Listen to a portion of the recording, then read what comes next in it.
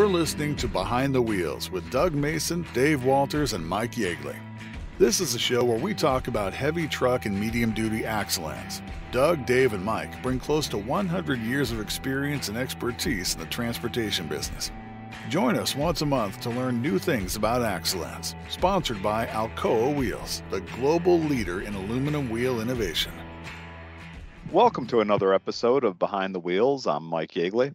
I'm Doug Mason. And I'm Dave Walters. Well, today we have really looking forward to this discussion with Mike Roeth from NACFE. I became aware of NACFE a few years ago, probably about 5 or 6 years ago, when there was talk about this new outfit that had put together reliable information for truck performance in a lot of different domains, light weighting, fuel efficiency, just different things.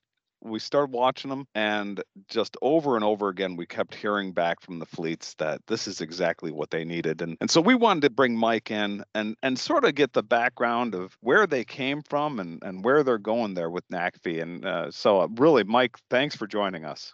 Oh, it's a pleasure to be here. And it's good to hear fleets are saying that we're doing something right, because that's, we'll get into it, I'm sure, in our time together. But, end user fleets, those that are, making the decisions on technologies, I mean, they're our first audience. I mean, they're our core audience with the work we do. Of course, after that, I always say that there's, just everyone else that's in trucking, because after that, it becomes everybody. I mean, it takes a village to do this work, and all organizations, companies, nonprofits, et cetera. But the fleets are really key to making this happen. Yeah, and they're a tough customer.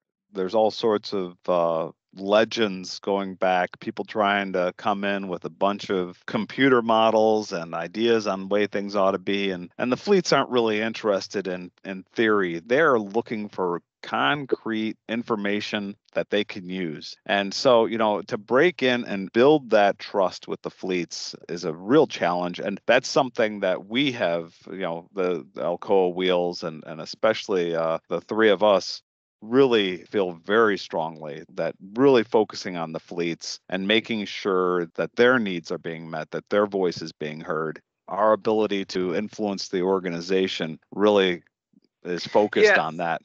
I mean, first of all, it starts with the fact that these trucks are tools, and it's not an emotional decision. Hardly at all. When we buy our cars, right, we want to, we like the color, we like the seats, we like a number of things, which may or may not be functional. So trucks are very much a tool and functional first. And then there's such diversity in use, whether it's the application and the duty cycle that trucks are operated in, even the states that they operate in. I mean, there's, state regulations, not just federal ones. And so there's just a wide different diversity. So, you hear a lot today about authenticity. Well, trucking's been authentic forever, and these fleets, they want it to work for them and their duty cycle and application and their own business model. Sometimes it's not even sort of duty cycle dependent, and they don't want the BS if it's not. So if you're talking about a Michigan dump truck to an Arkansas dump truck operator, it doesn't work. And so, right. Yeah, and that's why I kind of spent my whole career in this and why I enjoy it so much. It's pragmatic decision makers and data that needs to be, for their particular case, and for manufacturers like yourselves that are up for all that, will be successful. And if not, they go away pretty quick. Absolutely. Going in about your background, why don't you tell us a little bit about yourself? Where did you come from, and how did you get to where you are? Yeah, big farmer from Ohio. That's news to maybe some people that even know me. But, grew up in Ohio around equipment, and went to Ohio State Engineering. And, and started my career at a radiator manufacturer that was actually owned by Cummins, and then later moved to Navistar. So I had about 23 years split equally between Cummins and Navistar, doing really more jobs than I remember. I was sort of a utility player in engineering and plant management and materials. And after those 25 years or 23 years, something like that, went off and really helped start this North American Council for Freight Efficiency. And, at the time, it was sort of a scary effort, because when I started running it, basically we had no money, no sponsors, just an idea. And now, 11 years plus later, really feel like we're making a difference in a way that's meaningful for the industry. So always loved trucking and been an efficiency sort of minded guy. There's always a better way to do stuff, and so burning less fuel, saving emissions, and that originally for NACFE was around saving dollars cost per mile, and now it's sort of grown into getting off our dependence on oil and actually a sustainability clean air effort all together, whether it's diesel trucks or even some of these alternative fuels that are emerging, including electric. At the same time, maintaining that view on cost per mile, because that, as we were talking a moment ago, that pressure hasn't gone away, right? So you really are, just like the rest of the industry, fighting a two-front war, aren't you? Yeah, it's absolutely true. There may be a small amount of patience, or not. There's a big amount of patience, but also a small amount of knowing that some of this movement to zero emission vehicles and so forth, which we've definitely started. We believe at NACFE that the early days are going to cost us some money. That's why incentives by governments and other entities like utilities, et cetera, are really important. And the fleets are sort of seeing that, hey, if we're going to really get to a world where we have little emissions from trucks, it's going to take a while, for one, and two, in the early days, it's going to cost us some money, either in upfront cost, maybe in some operating costs until we begin to scale. So yeah, you're definitely right, but we all know we need to do something that I call it the big transformation. It's started, and we'll see how far and how fast it goes. So what are the technologies you see in the big transformation? What are these huge trends that are going on that you're seeing, at least?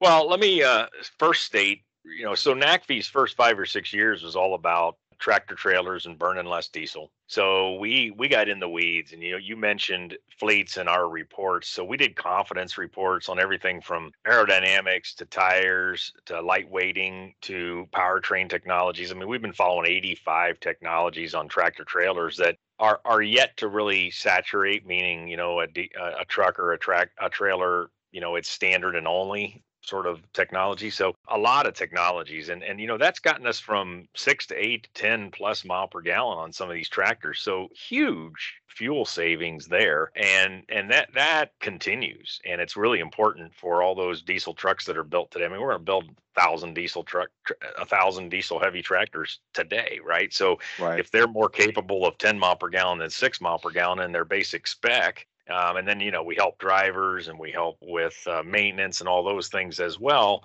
We can burn one heck of a lot less fuel. And, I think this week we're at 340 a gallon. And so, every gallon's expensive. So we need to save as much as we can. And then what's really caught NACFE moving forward is battery electric trucks, hydrogen fuel cell trucks, hybrid trucks. And the industry won't have as many fuels as is being discussed.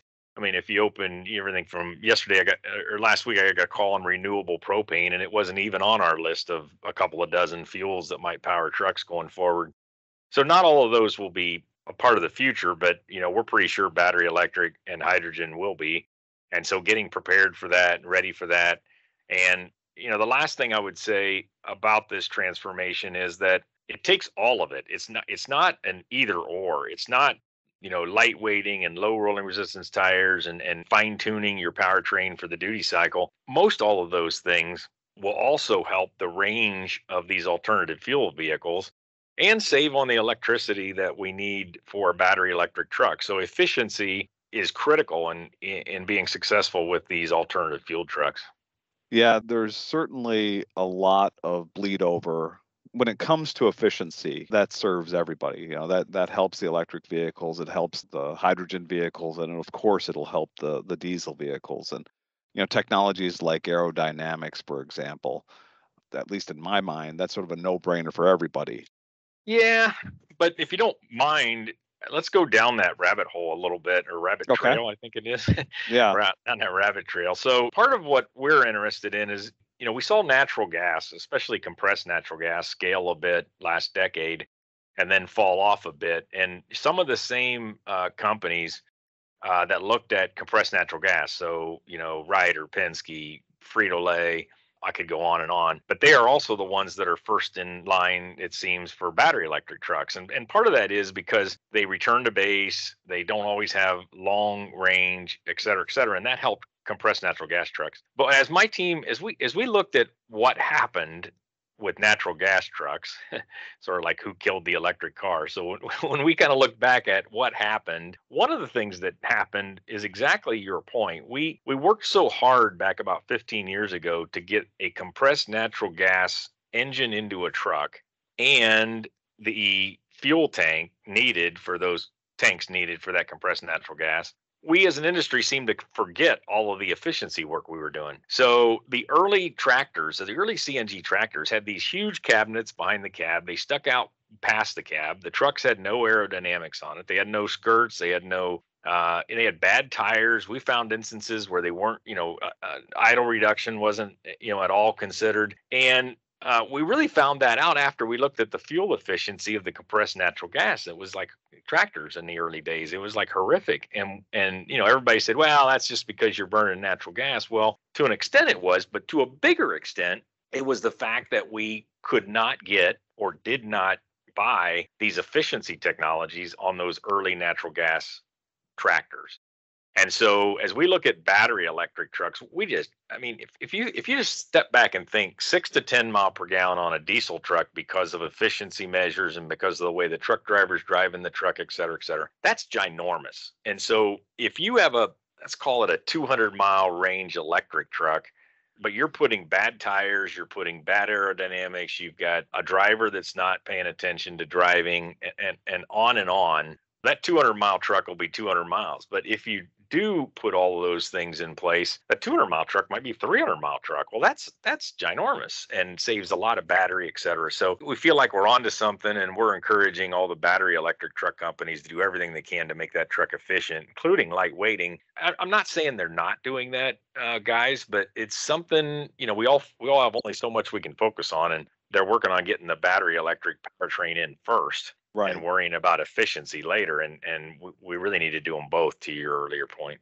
Yeah. And that's and then taking it down another level, as soon as I said aerodynamics works for everybody, I almost choked on my own words, because there are plenty of customers out there who don't get any benefit from aerodynamics, if you're doing city driving or anything like that. Yeah, I would disagree with you. There's some benefit, but it doesn't pay for it. So, but it doesn't pay for it. So, so you're right. I'm right. Right. We're both right. But we do see that there is a big myth out there that aerodynamics doesn't work under 50 mile an hour. It does work. It just may not pay for it. And really what we're seeing is a lot of box trucks and even some, what a lot of people call baby class 8 tractors, maybe in Beverage and other things, where they do get on the freeway and get 60, 65 mile an hour for more time than they think. So if you're just looking at average MPH, sometimes you're kind of lulled to sleep that it's a city tractor when it really does get some highway miles. So important to look at aerodynamics. And aerodynamics has become much cheaper and available with skirts on day cabs, cab extenders on day cabs, all that kind of thing, to make them more pragmatic and a better choice for some of those city tractors even. That's fascinating to me that aerodynamics are useful in those market segments that have historically been thought of as city trucks. Like you said, Beverage is a perfect example. I guess it makes a lot of sense that they probably do spend a good amount of time on at higher speeds where aerodynamics are going to start kicking in. I'm going to look forward to seeing the reports that back all that up, because that's fascinating to me. Definitely, every fleet has to look at it with their manufacturers in the detail. And sure. There's a reason why these newer vans are much more aerodynamic, even in like e-commerce delivery, than the trucks of old. So to some extent, aerodynamics are always one of our favorite things to talk about, only because it's a technology that at least we see as being pretty consistently valuable. And it's also, we're a lightweighting company, and we have something to say to that. You're adding weight to your vehicle, and we can help sort of balance that out. Are there any other technologies that are really jumping out at you right now for the big trends out there?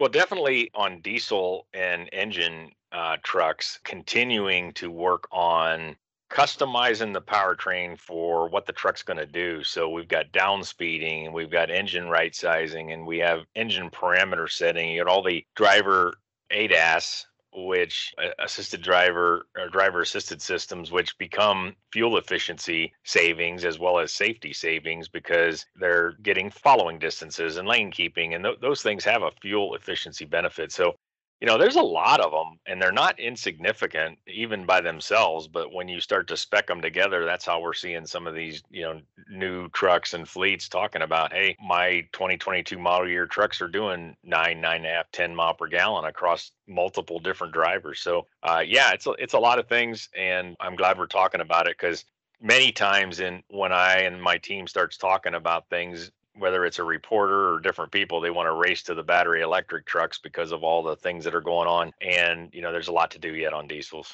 Oh, absolutely. Absolutely. It's funny. You're talking about 9, 10 miles per gallon. That would have been mind blowing not that long ago. 11 years ago, so when there was a workshop that created NACFE, and they basically came out of that saying, we're going to create an organization that's going to help the industry double its freight efficiency. And when I took the job, I got to tell you, I mean, I was like, ooh, man, that's, do I want to really take on that? And, here we are now. We're not declaring victory, but we know we're getting more freight in trailers with different technologies, and so that's a freight efficiency increase by moving more tonnage at whatever MPG we're doing. And yeah, we're seeing MPG. If you even take the IFTA government mileage and diesel consumed by all trucks out there in the last 5 years, it's jumped from around 6 mile per gallon to 6.2, 6.3. And when you're talking about billions of gallons of fuel consumed, that all adds up really fast. So it is happening. That's just like I said. I remember attending some meetings with some of our OEM customers and, sort of dreaming about the day we hit, 9 miles per gallon. At that time, we all looked at each other. Yeah, that ain't going to happen. Well, here we are. Here we are. Amazing. Where do you see regulatory trends? Where do you see that going? I mean, CARB is obviously a huge part of the regulatory discussion, and they seem to be setting, at least historically, they've set an awful lot of trends just by themselves. Where do you see things? Well, if we take a little quick history lesson, right? We went through 2 decades of lowering NOx and particulate matter. And how extraordinary was that in getting these trucks to, as they proverbial say, clean the air in some parts of North America. And then now we've gone through about 10 years with the greenhouse gas phase 1, and now you start a greenhouse gas phase 2 where we're working on carbon. So, we also have CARB and others talking about a lower NOx rule. We got the ACT electric and hydrogen California rule. When I kind of just step back from it, and NACFE's we're not an advocacy regulatory group, but when I do step completely back from it and look at it, I'm pretty proud of the government and the industry collaboration on NOx and PM for a couple of decades, carbon for a couple of decades, now looking at the opportunity with zero emission and what might occur post greenhouse gas phase 2. Greenhouse gas phase 2 put a kicker in, that's probably not the right term, for electric trucks, new technologies that's actually helping spur some of the development with some of these startup manufacturers, Nikola, Tesla, Arrival, et cetera, and also supports and helps the current manufacturers. So government doesn't always get it right with regulatory. If you look at it from like a 30,000 foot level, it makes sense. Now, of course, we can debate all kinds of things, right? Too much, Right. too fast. Did they do the emissions too fast and cause EGR downtime? Blah, blah, blah.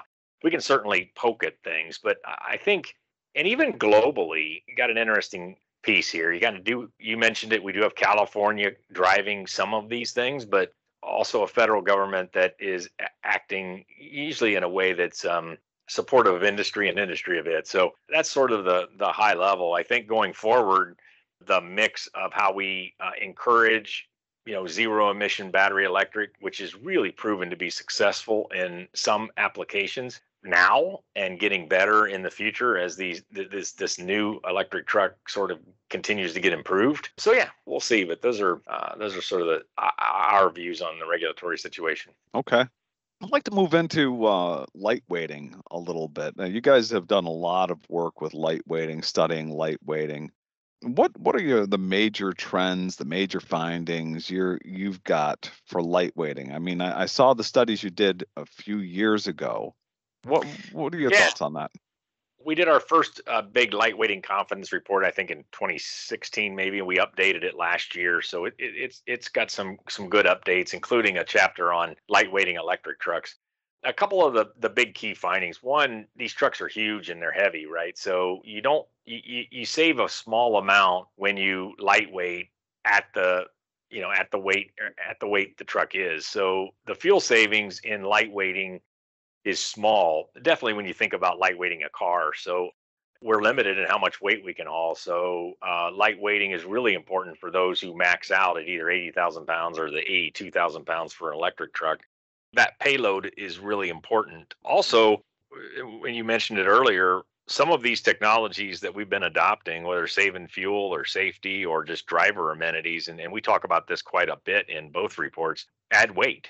So you just think about a big old sleeper to satisfy them, the driver, and then you put a refrigerator in there and a TV in there and on and on and on, better seats for driver acceptance. I mean, all that adds a fair amount of weight. We've added emissions equipment. We're adding skirts and aerodynamics. So truck builders have been challenged to lightweight because the trucks have gotten heavier. So that's a couple of thoughts on what we found in trends and so forth. But to react to that, there's not just material replacement to lightweight. In many cases, some of the things on the truck, there's just too much, right? Do you really need a 15 liter when a 11 or 12 liter will work? What about one wheel instead of two, one tire instead of two? Just right size your truck, and that will bring fuel savings there. So there's a lot of trends, but also strategies that can be employed to save weight.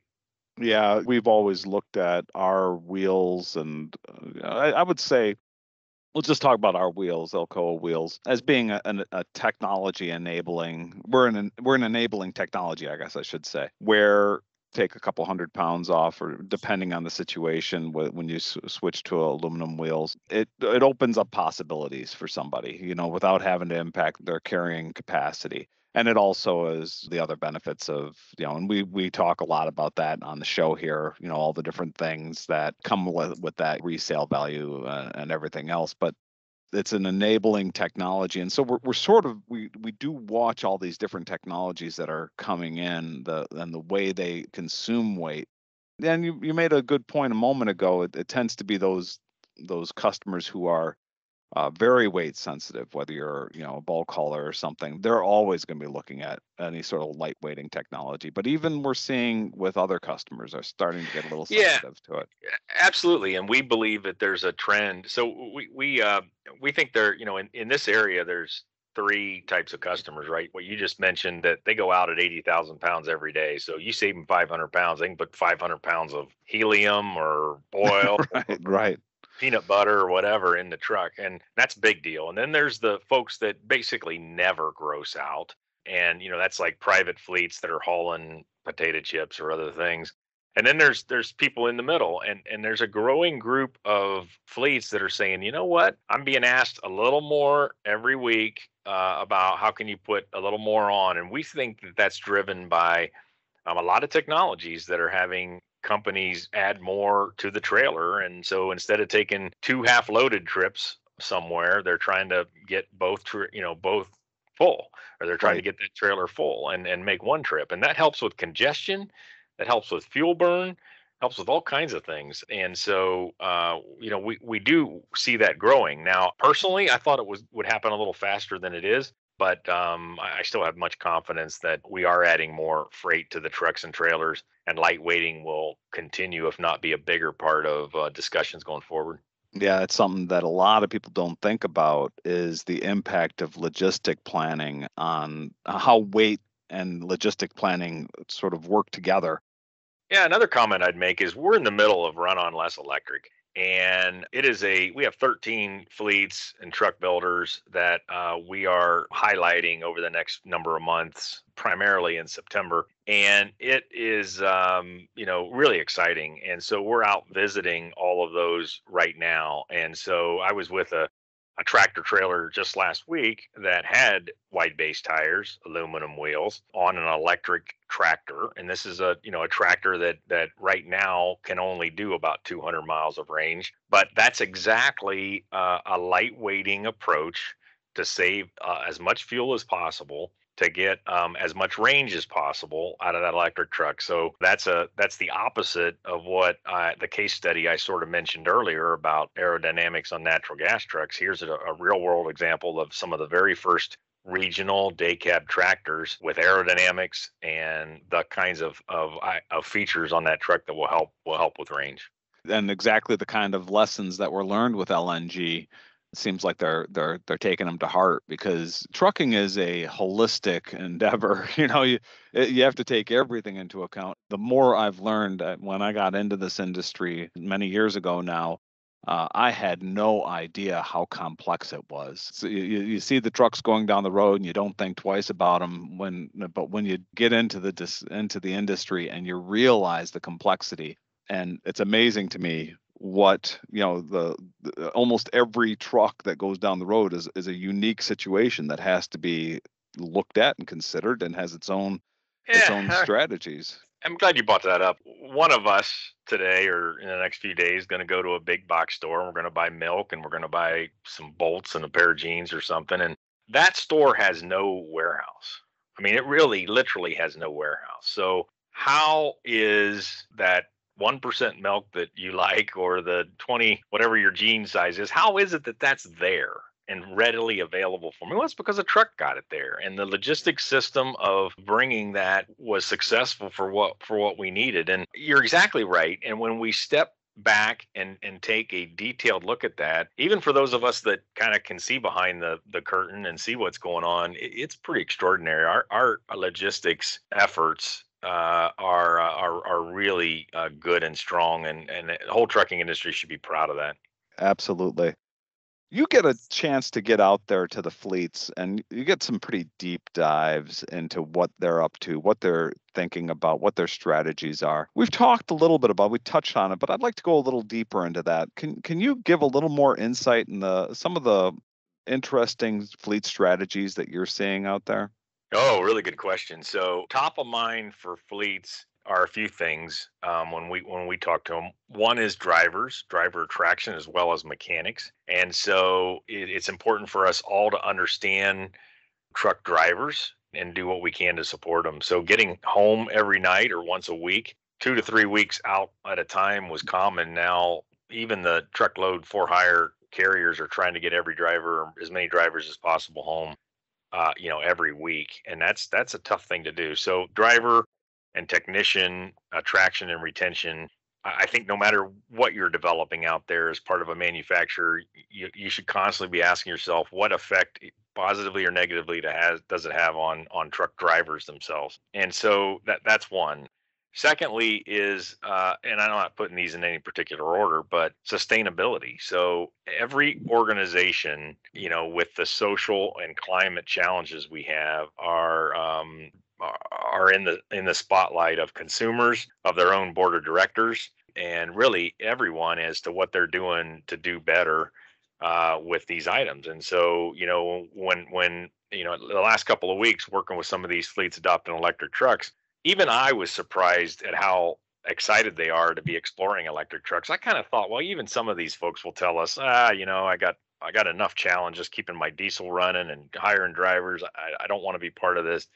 Why am I bothering with electric trucks? Somebody else should do that. No, we're not hearing that. And then just getting the freight where it needs to go. I mean, truckers had a little bit of benefit when none of us were out on the highways and they had clean sailing. And, now construction's out there, construction season's out there, people are all over.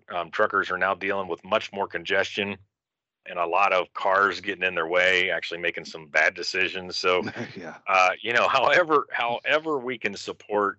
So that's what we're seeing with fleets. You mentioned it earlier, cost of fuel's way up. So there's a lot of things on their mind, including truck capacity. So the truck builders can't seem to build enough trucks to satisfy the demand. All those things are on the minds of fleets. And there's a lot going on right now, both in the very short term and in how to prepare for the longer term. Absolutely. When you mentioned about the excitement about electric vehicles, I was personally not expecting as much excitement from the fleets about electric vehicles compared to what we're seeing. That's a very interesting change from at least my impression of the industry even 5-7 years ago. Yeah, if there's one thing NACFE, so one of the things that we've done is really try to understand, what a lot of people, the academics will call product diffusion. So what's the adoption? Why do people buy new stuff or not? And there's this other academic called the hype cycle where these things get talked about. They're interesting magazine articles and pictures and all that. And then they go through this valley of what they call it, disillusionment, I think, where it's like, oh, this ain't as good as what we thought it was. And that was a horrible grammar there, but and you go through sometimes years of figuring out how to be, effective and cost effective before the technology grows. I'm becoming more convinced every day that electric trucks, both e-commerce, small truck delivery, class 4, 5, medium trucks, class 6, 7, and even regional haul class 8, whether they're terminal tractors at yards or whether they might be drayage or short regional, beverage included, they're not going to go through much of this valley of problem. I mean, they're proving themselves now. The electric infrastructure and the charging infrastructure is not as hard as some people thought, or maybe we're learning it quicker than we thought. Of course, there's huge challenges. I mean, don't get me wrong, but I think we're not going to see a lot of that some are saying, and we're going to get on with it in those cycles. Now, long haul trucking and other things, kind of a bit of a different story, but yeah, it's here. So, Mike, it's been a great conversation. If the folks listening to our podcast here want to get in touch with you or they want to hear more from you, how should they connect with you? Yeah, that's a great question. So NACFE.org and runonless.com are our sites. Run on Less, of course, with this electric throughout the rest of 2021 and into 2022, we'll have a lot of insights around battery electric trucks. So that's sort of right now. But NACFE.org with our lightweighting reports and lots of other interesting, there's some thought leadership reports there that are interesting. Of course, we have, LinkedIn, Twitter, and Facebook stuff. And then finally, I have my own podcast series you can see on the resources pages there. And there's plenty of places throughout our website to engage with us or simply hit the contact us and we'll get somebody in touch with you. But yeah, efficiency, zero emissions. It's what we're about, and we're trying to get these things to happen quicker because we've been involved. Any upcoming trade shows or events you want to? Yeah, we're really excited. We're going to be all over. So from some regional shows like Expediter in July to then ACT Expo, TMC, SAE Convec, ATA, MC&E. I mean, we'll be out and about with a booth or a presence or speaking or something at nearly everything that's coming up. It's in our newsletter, the exact places we'll be and what we're doing. So excited to get back out and, if not shake hands, fist bump some people and and really get into the details. And, right now we're out visiting all of those electric truck deployments. And so we will be bringing our face-to-face interactions with them to our virtual and to those shows as we help tell the story of what's going on out there in the real world around electric trucks. Thank you, Mike. That's been Mike Roeth, NACFE's Executive Director. Really enjoyed the conversation. For our listeners, remember, you can always subscribe to our podcast on Apple Podcasts, Spotify, Google Podcasts, and please, if you like what you hear, share it on social media. To submit, if you have any questions or comments, if you want to take a look at the episode transcripts, you can visit our website, alcoawheels.com/podcast. Really want to thank you all for listening. We'll see you next time. Sponsored by Alcoa Wheels, the global leader in aluminum wheel innovation, manufacturing, and technology. Inventing the first forged aluminum wheel in 1948, its team of experts continue to develop the most lightweight, efficient, and high-performing commercial vehicle aluminum wheel products. Bringing you revolutionary innovations like Alcoa DuraBrite wheels, Alcoa DuraBlack wheels, the new Alcoa Wheels hubboard technology, and the lightest truck wheel on the market, Alcoa Ultra One 22.5 by 8.25 wheel. Alcoa Wheels, the global leader in aluminum wheel innovation.